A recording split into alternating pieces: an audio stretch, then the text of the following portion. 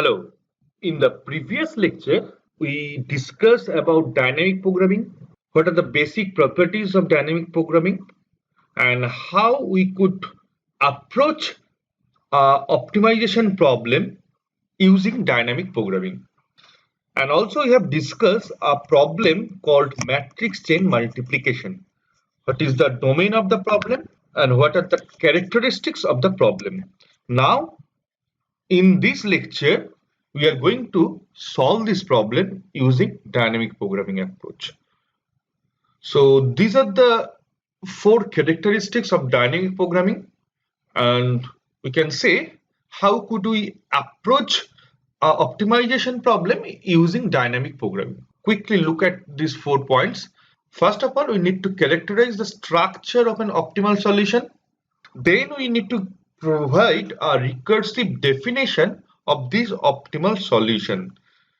And after giving the recursive definition, then by default, we need to solve this problem using bottom-up fashion and merge the solution and find out the optimal result of the initial problem. This is the 4 characteristics of the dynamic programming.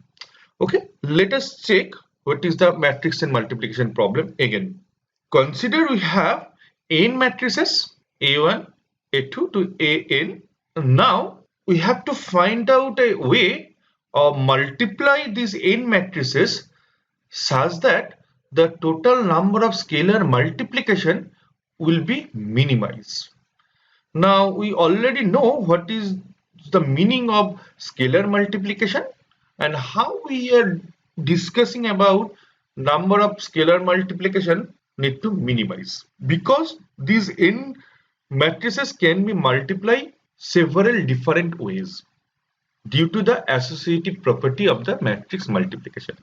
Now first of all, consider how we will provide the order of each matrices. We will be provide the order of each matrices using a array called P. Let's say P0, P1, P2 to Pn are the values of the array P. Now for a matrix A1, the order will be P0, P1, and matrix A2, the order will be P1, P2. In general, the order of a matrix AI will be Pi minus 1, Pi. This is how we assign the order of each matrices. Okay, this will be needed in our example. Now try to approach towards the structure of an optimization solution or optimal solution. Let us consider we have only 4 matrices. Let us we have A1, A2, A3, A4. Only these 4 matrices, and these 4 matrices can be multiplied by these 3 different ways: A1, A2, A3, A4. This is one way to multiply these 4 matrices. Another way is find out A1, A2, then find out A3, A4, then multiply these 2. And another way is A1, A2, A3, find out this optimal way to multiply these 3 matrices, then multiply A4. So these are the basic 3 ways we can multiply these 4 matrices. Now, for example, to find out the result of this, what will be the number of scalar multiplication we need to multiply 4 matrices using this particular way.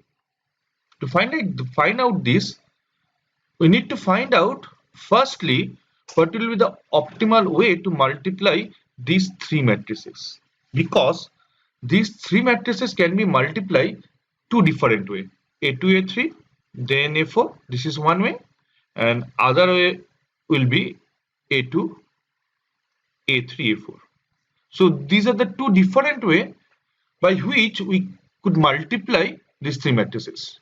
So to find out the optimal number of scalar multiplication to multiply A2, A3 and A4, we need to have first compute these 2 values, and again to compute this value we need to have this value, and for this we need to have this value. Okay, after computing this one and this one, we'll compare and find out the optimal number of scalar multiplication we need to multiply a2, a3, a4. And if we think that the value is m, then we put this here directly, and from this value we could find out what will be the number of scalar multiplication we need to multiply a1 to a4 using the approach, let's say approach number 1. Now again, to find out the number of scalar multiplication we need using the approach number 2, we need to have this value and this value. And also for approach number 3, we need to have this value, the optimal number of scalar multiplication to multiply a1, a2 and a3. If we already have this value, then we can put this value and find out the number of scalar multiplication we need to multiply a1, a2, a3 and a4 using this particular approach. After having these three values, we could compare and can decide which will be the best way to multiply a1, a2, a3 and a4.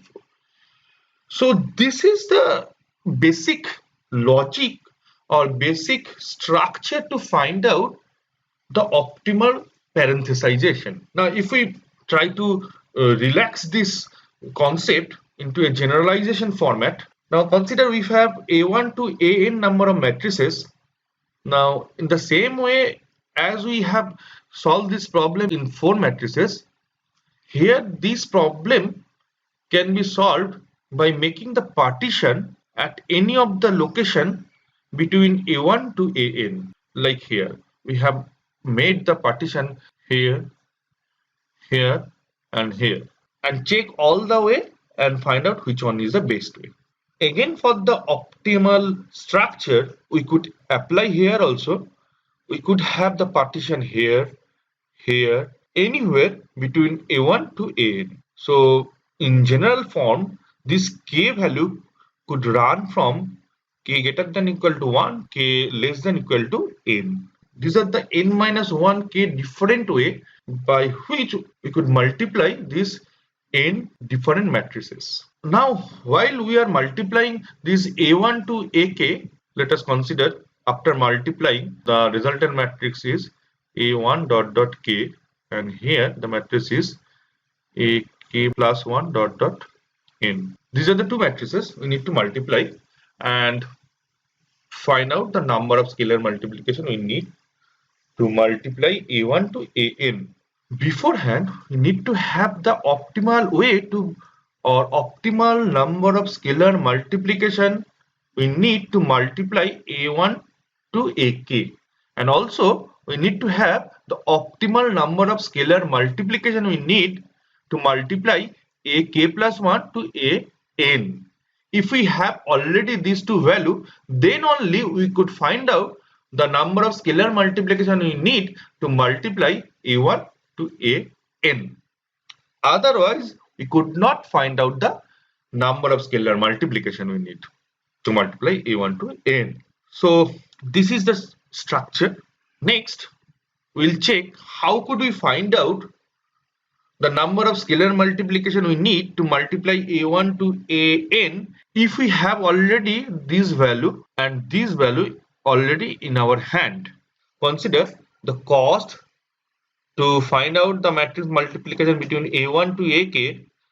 Let's say m1k, the optimal cost to multiply ak plus 1 to an, let's say mk plus 1 n. If we already have these two, then to multiply a 1k and a k plus 1 dot dot dot n, the cost will be, and we write this cost in this form a1 dot an. The cost to multiply a1 to an using this particular way will be cost of this, that is this, cost of this, that is this value, and cost of multiplying this matrix, this is, and this matrix. If we sum up all this thing, that will be the cost of multiplying a1 to an using this particular way. The cost will be this m A1. We store the cost in a matrix M where M1n will be the ultimate cost to multiply n matrices. Similarly, A1k is the cost or the optimal cost to multiply A1 to AK number of matrices. Similarly, this is also defined. Okay. Next, so our goal is to find out this M1n. In general, Mij, what does it mean? It means the optimal number of or optimal cost to multiply ai plus 1 dot aj, this array of matrices. The optimal cost to multiply ai plus 1 to aj matrices. How could we find this value? This value could be find j minus I plus 1 number of ways. These are the different value k could have, because k will run from I to less than j, and for each value of k, mik is the optimal number of scalar multiplication we need to multiply ai to ak. Then mk plus 1j is the optimal number of scalar multiplication we need to multiply ak plus 1 to aj. Now here, this is the number of multiplication we need to multiply aik into a k plus 1 j. What will be the order of this matrix aik? Order of this matrix will be p I minus 1 pk, and the order of this matrix will be pk pj. To multiply these two matrices, the number of scalar multiplication we need, that will be pi minus 1 pk pj. That is what here it is written. So this is the number of scalar multiplication we need to multiply ai to aj for a given k value. Now this is could be done the number of different way. So from these different values, we will find out which one is the minimum value. That value will be assigned to this matrix. Okay. Next, we are going to have a example.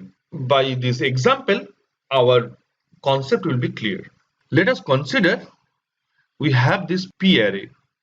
Here this is p0, p1, p2, p3, p4, and this is p5. So we have 6 p values. How many number of matrices we are going to have? We are going to have 5 matrices. Let's say m1, m2, m3, m4, and m5. And this is how the order will be assigned. p0, p1 will be the order of m1. In this way, the order will be assigned. So order will be m1 will be 4 into 10. Order of m2 will be 10 into 3. So these are the order of each matrices. Now our job is to multiply m1, m2, m3, m4, and m5, or to find out the best way of multiplying these 5 matrices and what will be the optimal number of scalar multiplication we need to multiply these 5 matrices. To find out this answer, let's say this is our M matrix where we are going to store the optimal number of scalar multiplication we need. For example, let's say M11, what it defined? Multiplying a single matrix M1. So the value will be 0. Similarly, M11, M22, M33, M44, and M55, all values will be 0 because I and j value both are same. So we have only one matrices. So these are the value M12, M23, M34, M45. These are the value where we put the number of scalar multiplication we need to multiply 2 matrices. Here M13, M24, M35, these are the position where we will going to put to multiply 3 matrices. Here 4. Then the ultimate value M15, where we are going to store original result value. Okay. Now in the first step, we find out the number of scalar multiplication we need to multiply m1, m2, m2, m3, m3, m4 and m4, m5, and these value we are going to store into the M matrix. This is the M matrix where we are going to store. 120 is basically value of the location M12. M12 means M1 into M2. In similar fashion, we store all these values. Now, to find out the values to multiply three matrices, that is M1, M2, M3, this is one. Here the value is basically M2, M3, M4. Here we are trying to find out M3, M4, M5. Okay, so this is can be done into using two way. One is M1, M2 into M3, and other one is M1, M2, M3. So these are the two different way. So this is one way and this is another way. And these are the value and this is the minimum one. And here also there are two different way. This is the minimum one. This is the minimum one. So this value will going to store in our M matrix. And here to find out each of the values, we use these M values. These are the values we already computed in the previous step and stored in the M matrix. Now in the next step, similarly we find out the optimal way to multiply M1, M2, M3 and M4, and here we optimal way to multiply M2, M3, M4 and M5, and this will be the optimal value, and here this will be the optimal value. Okay, this value will come by multiplying M1, M2 first, then M3, M4. This is the way of multiplying to have the optimal result. Here this is the way, M2, M3, M4, M5. This is the way of partitioning four matrices to find the optimal value. And again similarly we store the optimal value in this matrix M. Next we are going to find out the solution of the original problem to multiply five matrices M1, M2, M3, M4 and M5, and this could be done by using four different ways where k value will run from 1 to less than 5. So k would have value 1, 2, 3, 4 and 5. So to find out each of the value, we are going to use previously stored values, and after computing all these four values we are going to have the minimum value, and this is the optimal number of or the minimum number of scalar multiplication we need to multiply these five matrices. Okay, so this is what is the value 1344. This is the number of scalar multiplication or minimum number of scalar multiplication we need to multiply these five matrices.